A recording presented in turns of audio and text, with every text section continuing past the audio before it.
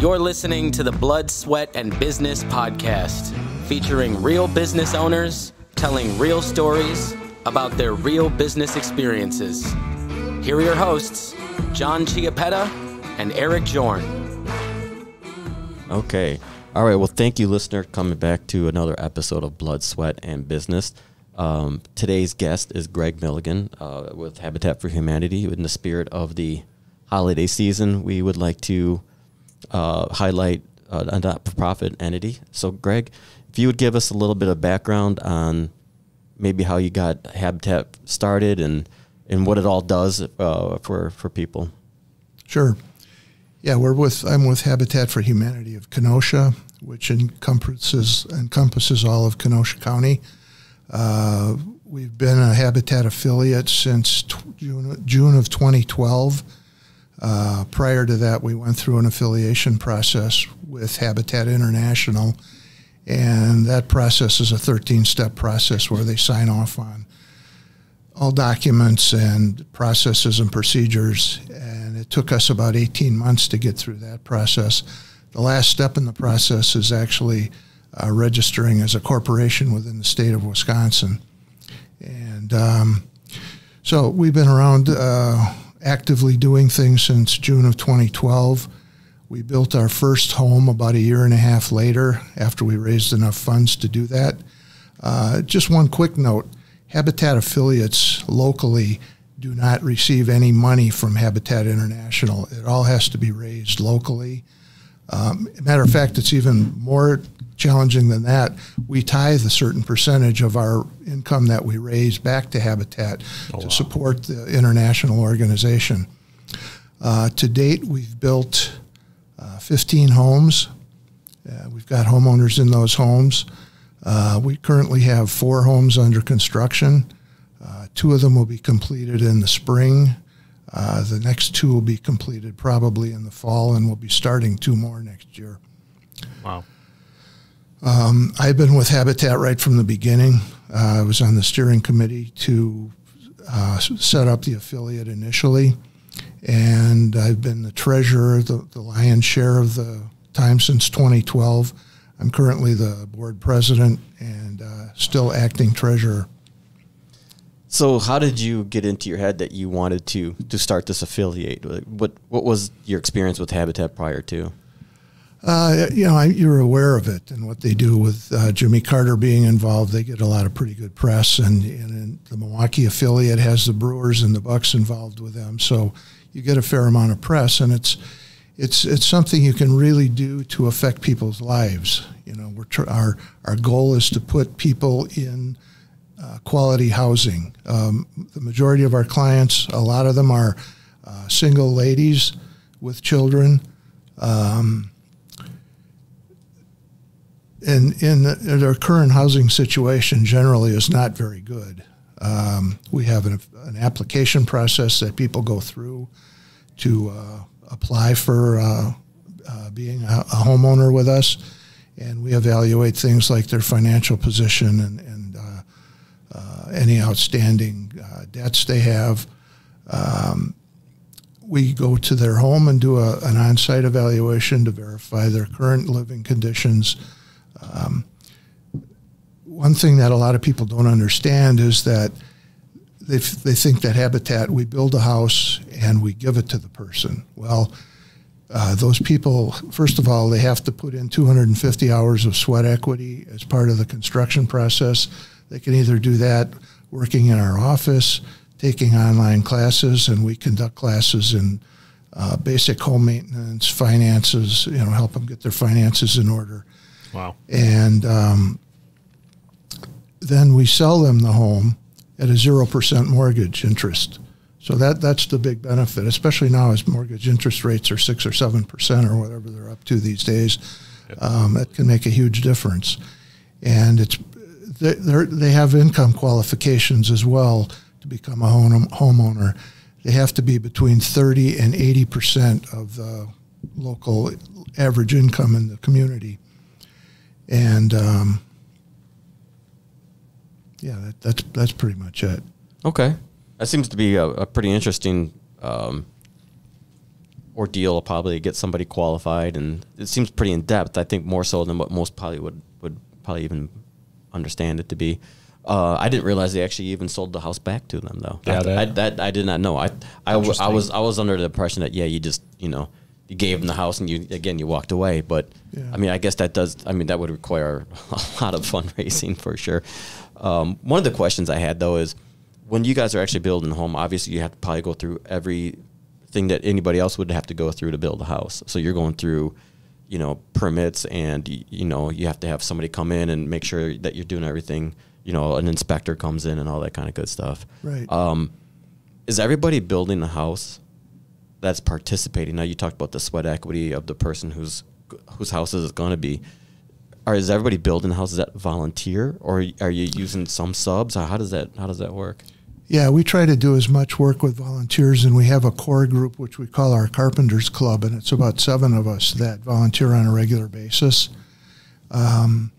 The other volunteers can be a group from a company. We'll get 10 people in from XYZ company for a day. We have 2 different weeks during the year, one in the spring, one in the fall. We have a community build week in the spring, which is partially a fundraiser, but partially to get the community involved, where businesses will sign up and they'll pay a fee to us up front, and they'll send out 10 people or 15 people in a day. Or we did a fundraiser with Jockey last year where they sent out over 100 people over the course of a week, and wow. they booked a whole week with us, so that was nice. We do require, since we have to go through the same process as any other new build of a home, we have to get building permits up front. The lion's share of our funding currently comes from HUD funding through the city of Kenosha. So we get lots from the city of Kenosha donated to us, and we build on those lots. And so in order to pass the inspections for the building inspector, we have to have certain work, plumbing, electrical, HVAC, done by registered contractors. Okay, and makes sense. And there's a whole building process where you get building inspectors that come in, and there's a number of inspections along the way from start to finish. Probably a dozen different inspections that we have to pass. Okay, yeah, I mean, I would definitely be one of those guys that would help out in the office. Eric over here could as well. I mean, you put a hammer in my hand, either myself or somebody else is getting hurt. So, yeah, we have, especially since a lot of our potential homeowners are women, they try to do, and again, if they're working, there's only certain things they can do if we work during the week. We do have availability of hours in the evenings, usually on Tuesday evening, and a couple of Saturdays a month, so that we can get them opportunities to get their hours in. And they won't necessarily be working on their own home. They could be working on another home that's under construction at the same time. But they do need to, the sweat equity hours need to be completed before they take ownership of the home. Okay. Yeah. So we're as an organization, Kaizen's very big into contributing back to local communities. We do. We work with a lot of different not-for-profits, like we'll do like a Feed My Starving Children or Bernie's Book Bank. I'm very interested in Habitat for Humanity, mainly because I like working with my hands, and I actually wouldn't want to be somebody in the office. But I'm assuming I can carry drywall. That I can do. I'm assuming that a lot of our listeners are also in a similar position where they'd like to, hey, how can we contribute? I know I'm going to have to coordinate this for my team to get them out there and help. What's that process look like for somebody to volunteer? You can go to our website, habitatkenosha.org, and look. There's a section called Volunteer, and we use some software called Volunteer Hub where you can register, and it'll show dates that are open that you can sign up for. We require some document, some sign off from you up front before we let you on the job site, but liability waivers and some of those kinds of things. But you can either do that, or you can call the office at 262-925-0360 and talk with Angela Elliott, who's our executive director. and she can get you set up. And if you have questions, it's pretty self-explanatory if you want to just go to the web and sign up. So what's a day of volunteer? So I sign up. Is there different, so there's different things you can sign up to volunteer for, right? You can do office work internally. You can do on-site work. What are those different roles look like? The office work, a lot of it, some of it's filing, some of it's helping to straighten up the office. It tends to get out of control occasionally when we get a bunch of material donated or something. And so there are various office kind of functions that we do on a regular basis that would take care of that piece of it. The on-site things, it depends on where we're at with what homes. We'll be doing different things different days. We might be doing outside siding one day. We may be doing drywall, trim, landscaping work. You know, it's kind of the variety of everything. Our normal work hours during the day are 8:30 till 3 or 4. Okay. So, and if you can only put in a half a day, that's okay too. You know, we try to be flexible, especially if it's someone who's got some skills as a carpenter or, you know, something like that. We can definitely put you to work, or we can teach you how to use power tools, and so it works out pretty well. Yeah, that sounds like a win-win, right? Because, you know, most people are homeowners of some extent, right? You have no experience on using power tools, but it's something that, hey, you know, I want to learn how to do this so I can fix things on my own in my house. Mm-hmm. Right? Go volunteer, you're giving back, and you get to learn some new skills. That's really powerful. Yeah, that's the biggest thing. You're really giving back to the community. And what we found, and what Habitat, globally has found, is that if we come into a neighborhood and build a new home, it tends to upgrade the whole neighborhood. You see other people in the neighborhood start doing things, painting the outside of their homes and things like that. We found that in a number of the locations that we've built homes. And we've done some rehabilitations too. We've done 3 rehab homes. Wow. Out of the 15, where, you know, we got the home from either from the city or a foreclosure or something, and gone in and kind of gutted it and rehabbed it. We prefer to do new construction. When you're doing rehabs, you never know quite what you're going to get into and how much it's going to cost, especially if you get into asbestos and you know, some of those kinds of things. Definitely. It gets to be expensive because we don't have anyone at this point qualified as a qualified lead abatement or asbestos contractor. So definitely, those are very specialized areas in the demo and, well, yeah, really demolition industry. Mm-hmm. So it sounds like you've had to go out and build these relationships with different businesses to get the materials donated. What did that look like? Starting from scratch, right? Yeah, starting from scratch, it was a challenge.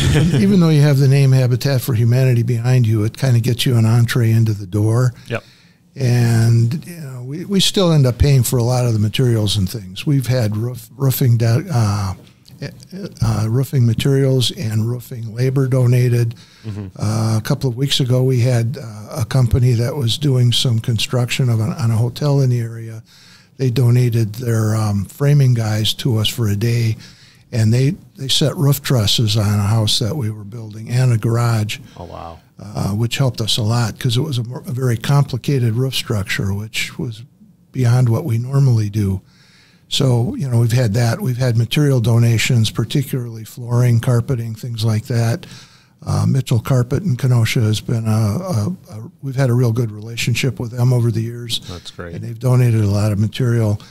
Oftentimes someone will either give us a discount, and, you know, we can write them a letter back that they can then use to write it off on their taxes. So perfect. It kind of benefits everyone. You know, we get donated materials. It lowers the cost of the home, and it benefits the donor as well.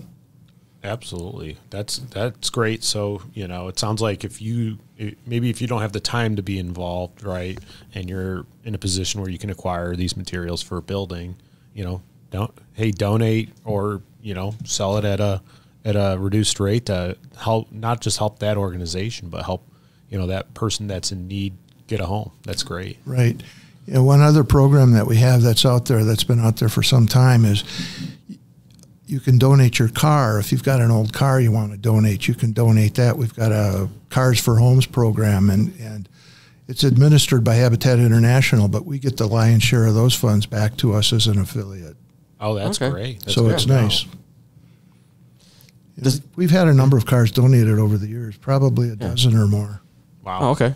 Yeah, actually, that's not a bad idea. I mean, I think people are holding on to their cars a lot longer than they had in the past. I think even on some prior podcasts, we kind of talked about that, Eric. I think the average length that people are having on the road right now is 10 to 12 years or something like that. I think it was actually 15. Yeah, it's insane. I mean, that's much longer. So, I mean, I think people are just going to run that until, the wheels fall off kind of thing, and it really doesn't have much value at the back end of the day. So, yeah, it's a great opportunity for you guys to kind of grab some of those and get a little something to offset some costs on the house.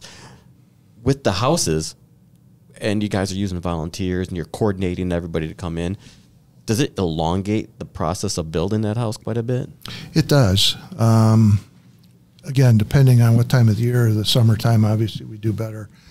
It's easier to get volunteers in the summertime than in the wintertime, but we try to get the houses to a point in the winter that we can do inside work. We've still got a few outside things we're trying to finish up before it gets too ugly out there. But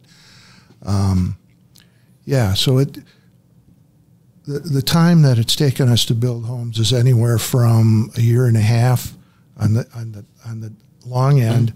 We built one home in 4 months. So okay. On the short end, we had some funding that so the house needed to be done by the end of the year, and we had some delays with getting the building permits approved and so forth. So we got a late start. So 4 months we built one house, but that's kind of the exception. Yeah, I can say I don't think most homes are built in 4 months. No, and we really had a push to get that done. But I think normally I'd like to see us being able to build houses in 6 to 9 months. Some have taken longer than that, obviously, but at least that's our target. I think we're probably at a year right now on average, but would like to shorten that up a little bit. Definitely. Well, that's going to take everybody in the community to get more involved, right? Hey, those who want to donate materials, donate their time, efforts. Yeah, and some of the companies that have donated time and people have been, some of the construction companies in town. One of the firefighters were there one day, and a couple of the construction unions have donated people or resources to us. So it's really nice, and we've got a relationship also with Gateway Technical College in Kenosha, where they're doing architectural drawings for us. And we had 2 lots that we took over a couple of years ago. The 2 of the homes that we're working on currently were all wooded. So we had to take out a number of trees. So we coordinated with the forestry program at Gateway. Wow. And they took out 29 trees for us. Oh, that's pretty cool. Which saved us probably $50,000. Wow, that's fantastic. So, it was a benefit for both of us. Their students need experience in doing their jobs or what their ultimate jobs are going to be. And we need free labor. So, it really has worked out well for us. Yeah, it's a great match. Is there like an average construction look for each house that you do? Does it depend on the area you're in? It depends somewhat on the area we're in. If we're in an area with 2-story homes, since the majority of our funding comes from the city, they want us to build 2-story homes in those neighborhoods. If we would prefer to build single-story homes, and right now 2 of the homes we're working on are 2-story, and 2 of them are single-story homes. The 2 that will be starting next year will be single-story homes also. Okay. What's your background? What did you do before you got involved with the Habitat?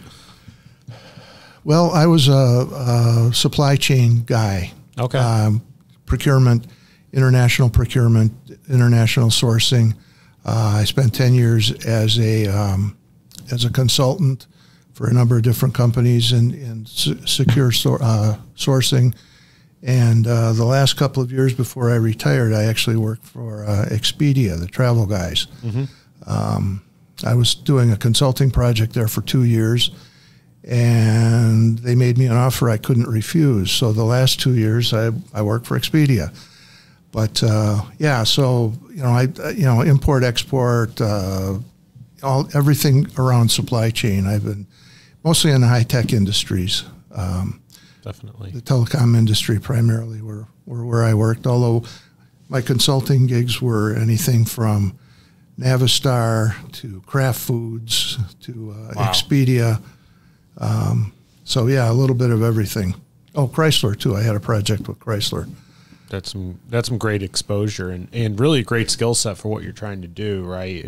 If you know how to source, right? Mm-hmm. It's mechanically probably, or I guess the end game might be a little different, but mechanically, right? You're still trying to find, hey, what are the best relationships that we can find to bring in this stuff? That's And the problem we're currently having is there's so much construction going on in the area trying to get subcontractors to commit or even give us a quote because they're so busy. They don't want to be bothered.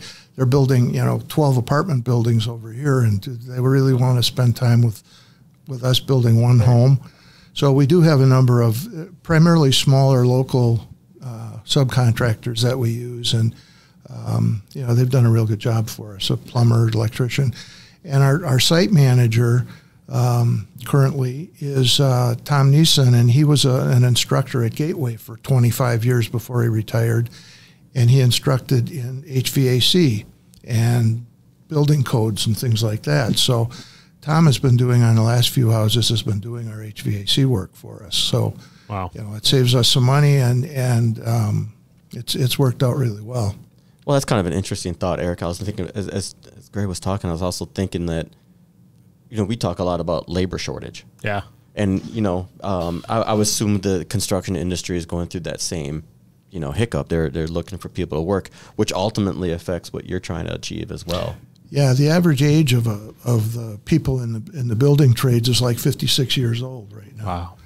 And so that tells you that in another 10 years, we have a problem today. There's a big shortage of carpenters, plumbers, electricians. In 10 more years, it's going to be a critical shortage. And there's some people out there trying to do some things to encourage people into the building trades. I don't know if you ever watch This Old House on TV, mm-hmm. but they've had an ongoing program for the last 3 or 4 years where they're trying to encourage people and get people committed to the building trades. Everybody doesn't have to go to college. If the building trades, if you can get into an apprenticeship program, you can make good money while you're an apprentice, and when you get out, you've got a job guaranteed, and you're going to make very good money. It's consistent, and you don't have a lot of college debt when you get finished. So I would encourage anyone that has any kind of mechanical aptitude or a desire to just do things like that to look into doing that, because there's a critical need, and it's a good occupation. I think I heard a statistic that said it takes until about 55 years old before a college-educated person is on average in a better financial situation than somebody that worked in the trades, right? And so that tells you the playing field's really level, right? Because mm-hmm. At that point, you're right there knocking on retirement age. And obviously, anytime you go into something, right, if you put your time, effort, and dedication in it, you work every day to better your craft. The sky's the limit. Mm-hmm. We work primarily with people that are in that type of field, right? Whether it's construction, in HVAC installation, automotive repair. That comprises a good chunk of our client base, and we hear that every day. They're struggling to find people, and it's just there's a lot of opportunity out there. These jobs are changing and evolving every day too. I grew up doing concrete construction. My dad was a concrete contractor, and some of the stuff that we did very manually. You're using machines, and you're almost most jobs in construction now are operator level. Really until you got to get into the internal construction of a house. Mm-hmm. Yeah, over the years, I've always done my own home remodeling, and I've built a bunch of garages and helped people. My dad was, for a little while, was in the construction trades, and so we built houses for one of my brothers and two of my uncles. And so I've done a little bit of everything over the years, which kind of makes me an expert at nothing, but everything. But you don't really know it well enough, right? But to your point on the concrete work, I was surprised this summer they redid the street in front of my house. And, it took all summer, of course. But all the equipment that they used was fascinating to watch some of that. Like they've got a machine that just pours the curbs, and then they come back and do the rest of it. And then they put the asphalt on the top and do the striping and things. But you're right. The technology is advanced. They don't do much of the manual grunt labor like they used to. Absolutely. Yeah, I remember, we used to carry the forms, do foundations. We'd carry forms by hand out of the pit of the foundation. And, right about when I was going away to college, my dad bought a form truck, which is a big crane. You just put the forms on there. Put them on a carrier and lower them down. Yeah. So, I got to slug it out for a while manually before I got to see how things should be done. Yeah, that builds character. Absolutely. We've had a few guests on this podcast that started some sort of nonprofit organization. Sue Dixon, she had Give Me 10, which is helping find scholarships and education programs for technicians. Dave Hines had the Grow Tech program as well, similar type field. So a lot of the entrepreneurs we work with also want to try to give back to their communities or maybe their industries. Tell us, or maybe tell the listeners, what kind of advice would you give somebody that if they said, hey, I want to start a nonprofit organization to just better my community, my world? I think the first thing they need to do is take a look at where they may have some expertise already, and is there a need for that in the community? And you can do some research. You can talk to community leaders and things, and just get involved in things, through your church or through the local government. They're always looking for volunteers to work on different committees and things, and really try to ascertain that there's a big enough need that it can support what you're trying to do. Perfect. So when you got started, did you have to find like an attorney or somebody like that to help get everything started, or were you?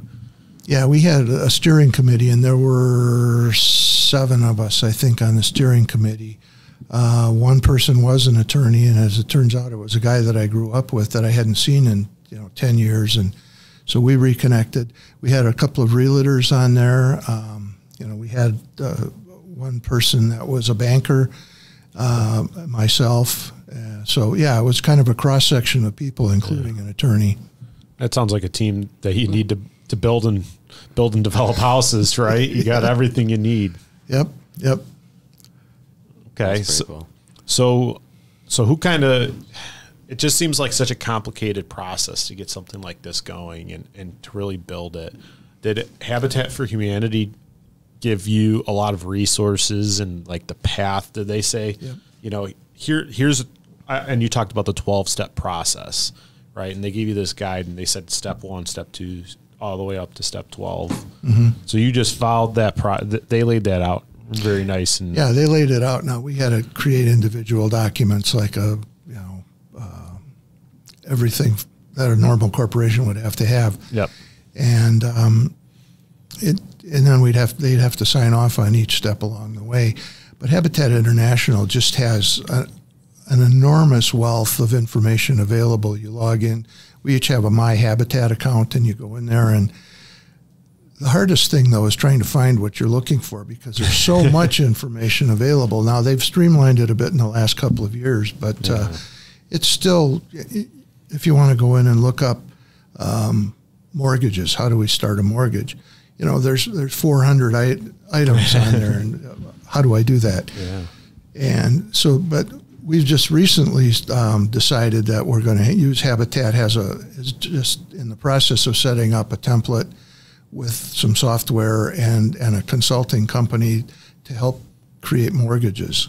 Okay. We used to have a mortgage banker on our board, and he did that, and he left a couple of years ago. So the last 3 or 4 mortgages we've kind of put together with an attorney and things, and the process is less than stellar, shall we say. It takes longer than it should, but we're going to start using this new template from Habitat with the next houses in the spring, and it should really help that situation.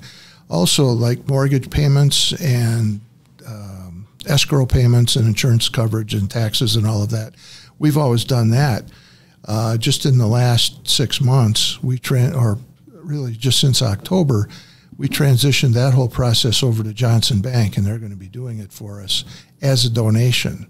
Wow! So they're going to be collecting the mortgages and doing all that work for us, which has taken a big load off of Angela. Yeah. So what it sounds to me is like a lot of entrepreneurs come in here and they talk about the team that they built up around them to help them get to from point A to point B, and it sounds a lot that you've done a lot of the same and building up that team. And was one of the areas that I always found interesting is that most of the not-for-profits.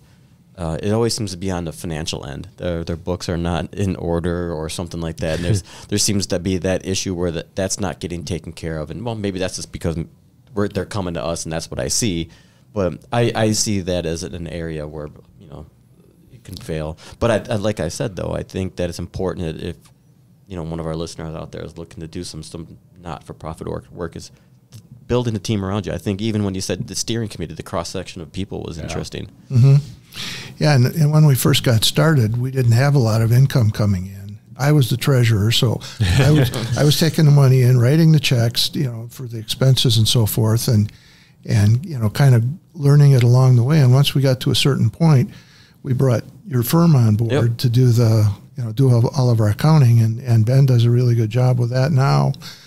We get all our monthly statements from him, and we set up a QuickBooks process where we're and kind of tied that back to the chart of accounts that we initially started using from Habitat International. They gave us a chart of accounts as a base, and we added and did whatever we needed to do with that. But you really do need. You can't really do it by yourself. Eventually you're going to get into a problem if you try to do everything by yourself, which is, that's one of the things we've learned and that we're trying to do is formalize all the processes and use outside expertise where necessary. Yeah, definitely. I think, oftentimes it becomes the day, getting the day-to-day happening, executing your mission, really, it becomes the priority. And then all of a sudden something comes up like, hey, the money's getting tight. Where did it go? And if you're not tracking things like that, you don't know how to control it. You don't know where to improve. And then all of a sudden, end of the year comes and we got to file that 990. Yeah. And if you don't have your financials together at that point in time, all of a sudden things get a little scary. And as you get grants, we apply for a lot of grants. We do as much fundraising as we can because that's what we need to do to exist. And some of the grants are tied to doing certain things on the house.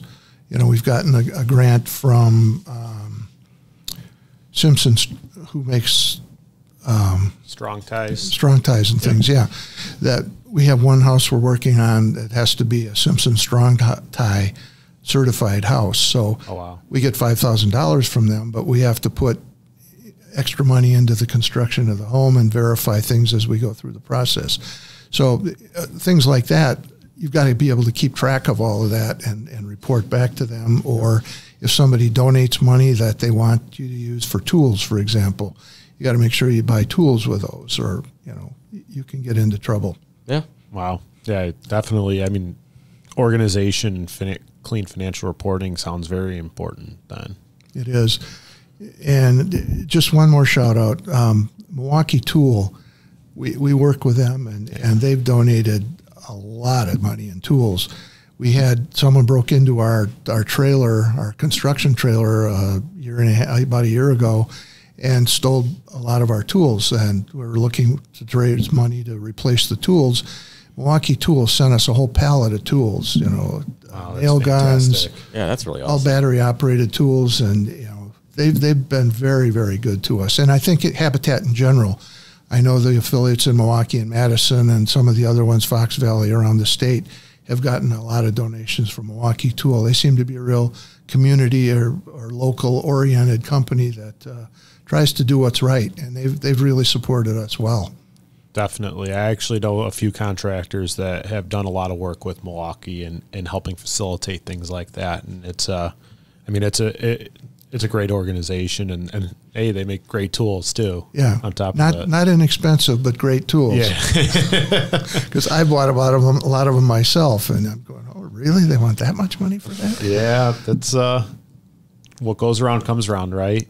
Right, exactly. Yeah, but they've been excellent to deal with. Nice.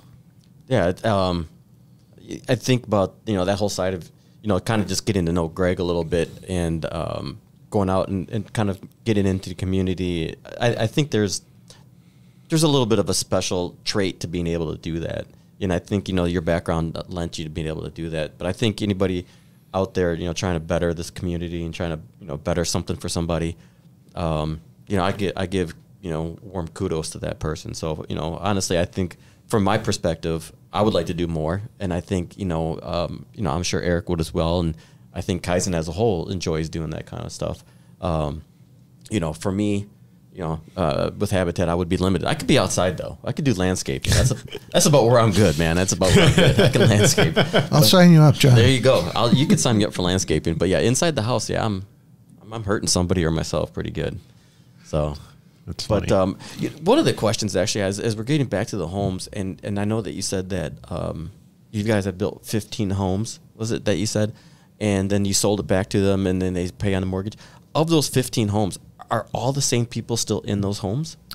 There is one home that was sold. The family moved to La Crosse. Okay. And we took the home back from them and then put another one of our potential homeowners into that house. Because I think that's actually a really cool thing, because you're talking a period of 10 years and then 15 homes. And in 10 years, those same people who benefited from the homes are pretty much still there unless they moved. I think that's actually a testament to what you guys have accomplished. That's what we try to do, find people that have a big need for housing and better their lives by putting them in some good homes and well built.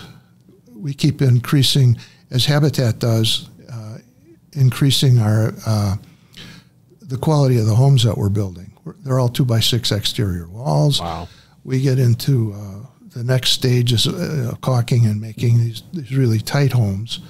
That the homes that are currently under construction, well, the building codes keep getting stricter and stricter too. So when we try to stay one step ahead of that, so yeah, it's they're well built homes at the end of the day, and the feedback has been just awe-inspiring from some of the people that are just so pleased with the opportunity.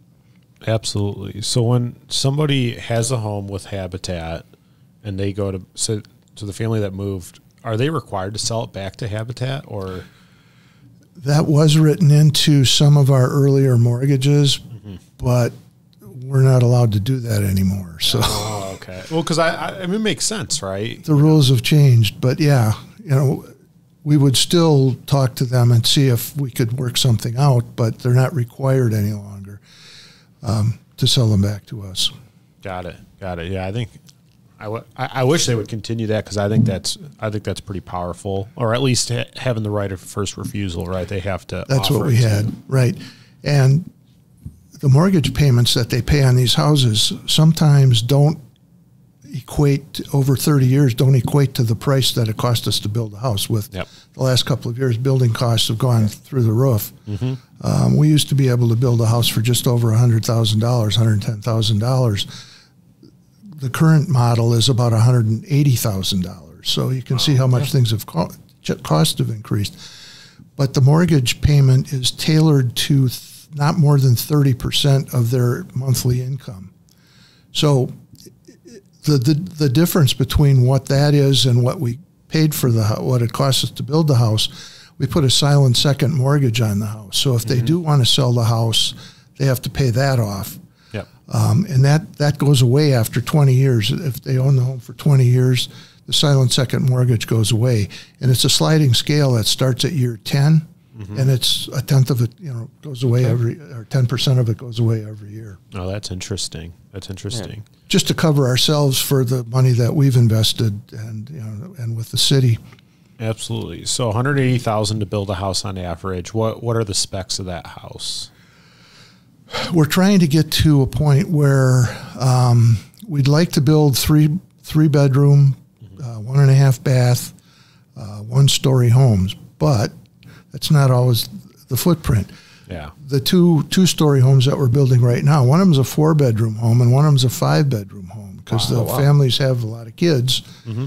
And, ideally we wouldn't want to do that, but that's the way it is. Now, the bedrooms are smaller than they'd be in a 3-bedroom home. 3-bedroom home, probably looking at 1,200 square feet or something like that.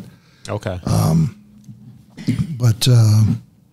Yeah, so the other 2 homes that we're building are 3-bedroom, single-story homes. Nice. So then you're actually tailoring the build of that home to whoever you're building. So you select somebody before you build the home. You don't build the home and then select somebody to fit that home. Correct. Okay. Now, some of the other affiliates, Racine, for example, does the opposite. They build a home and then they find a family and put a family in there. We're evaluating that to see if we need to change our process a little bit too. But currently, we do identify a family and put along with a home. At one time, how many families are you actively trying to build for? I think right now we probably have, for the 4 homes, we've got 4 families there, and we probably have another 5 in the pipeline at various stages of evaluation. Wow. That's quite a few. That's a lot of homes to be built. I mean, it just seems like a lot. I'm thinking in my head, I'm like, okay, how do you manage like getting all the volunteers ready to go and trying to line up everything you need to on those homes? Yeah, I think ideally right now we're looking at trying to get to a point where we're building 4 homes a year. Okay.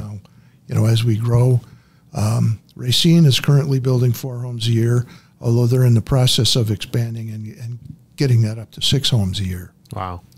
But some of it's funding related. We're also in the process of getting ready to open a restore in Kenosha. Mm-hmm. Racine has one. Lake County has one. McHenry County has one. The majority of the affiliates, the larger affiliates, have a restore. And we're trying to work, obviously the biggest drawback is finances. Mm-hmm. We need $250,000 before we can get it going. Wow. And we just had a board meeting earlier this week, and we talked about that and some of the other options that we might be able to explore. Because we've been talking about a restore from year 1, and here we are in year 10, and we're still talking about it. So we're trying to do some more creative things to be able to get that started, hopefully within the next year. Would that provide really good fundraising? Yeah, for the builds. Yeah, it helps a lot. Some of the affiliates, the larger affiliates, make $500,000 a year on their restore. Wow, you could build 3 houses with that. Yeah. So it's a real positive source of income, and oftentimes we have people calling us all the time with material they want to donate, and we tell them, well, we don't have a restore yet, but take it up to Racine. Yeah. So, windows, paint, all kinds of things, you name it, and that's what the restores have. Does Habitat? Do you know how many affiliates it has across the country? They're worldwide. They're globally, actually. Excuse me. I don't know what the number is. Okay. That's just as we're talking about, Racine. You've got Kenosha. You're talking Lake County, McHenry. I'm like, this seems to be pretty prevalent in each local area. I think there's about 8 in Wisconsin. Okay. Wow. Okay, that's quite a few. Yeah. On state. Yeah, I mean, it's a huge organization. They're doing great things. Yeah, they've built something like, I want to say now it's probably close to 800,000 homes globally. Wow. Since they were started. Wow. So yeah, it's a big number, and they've done a lot of good, and not only in the United States, but in Africa, South America, Europe. They're kind of everywhere. How does the county figure out what lots to donate? Well, our funding is mostly coming from the city, so even though our geographic area is the whole Kenosha County, we haven't done anything west of I-94 yet. Okay. And the city, we talked to them, and they said, well, we've got all these lots. They're trying to concentrate on developing certain areas. Wilson Heights neighborhood, as a matter of fact, that's one of the areas they're concentrating on, where we have 2 houses under construction, and we'll start 2 more next year. Wow. And they still have a number of lots because they've knocked down a number of houses in that neighborhood. And so I think we're probably going to get a couple more lots in that neighborhood next year. Some of the other neighborhoods, let's see, where else have we been? We built one of them on 60th Street, almost across the street from the fire station on the west side of town. Okay. That was a lot. That was the second home that we built, and it was a lot that we actually purchased. And that was the house we built in 4 months. Okay. Wow. But so we've done things in a variety of different neighborhoods around town, but concentrating more on some of the inner city neighborhoods that really need improvement. All right. Definitely. That's awesome. Yeah, that is great. I was going to say, if you could probably just, give maybe the website address again, phone number, that type of thing. I want to make sure everybody, because I think we said that kind of early on in the podcast, and then make sure, I can't remember what the website was, but the website is habitatkenosha.org. The phone number is 262-925-0360, and our executive director, who has been outstanding as far as fundraising and getting grant money and developing relationships in the community. Her name is Angela Elliott, and she just does an outstanding job for us. All right. Oh, that's great. And we'll make sure we'll share all the contact details for your affiliate, and then also a link to where they can search and find their local affiliate. We work and talk with businesses across the country, so definitely give them access to that. Anything else you'd like to add for listeners today? We can always use more volunteers. Sign up, go to the website, or call the office. We can always use more funds, too. So if you have some money after Christmas that's burning a hole in your pocket, we'd be more than happy to relieve you of that problem. Definitely. Well, I think we have a good idea of what we could do for our summer outing. That'd be awesome. Yeah, definitely. Yeah, make sure I've got a wheelbarrow or something. Keep me outside. We've got all kinds of wheelbarrows. There you go. We'll put your name on one. Well, thank you again. I appreciate you coming in. Very cool. Very cool mission. What you're doing is so great. And, it's the time of the year to start thinking about this stuff. So glad we could have you on. Well, thanks very much for the opportunity to get the word out there a bit better. Thank you. All right. Our pleasure. Listeners, we'll catch you next time. You have been listening to the Blood, Sweat, and Business podcast. You can hear more real stories from real business owners about what it takes to make it in business by subscribing to the podcast on Apple Podcasts or Spotify. If you like what you hear, leave a review and a 5-star rating. This podcast has been brought to you by Kaizen CPAs and Advisors, providing advisory and accounting services to help you grow your business. Learn more at kaizencpas.com.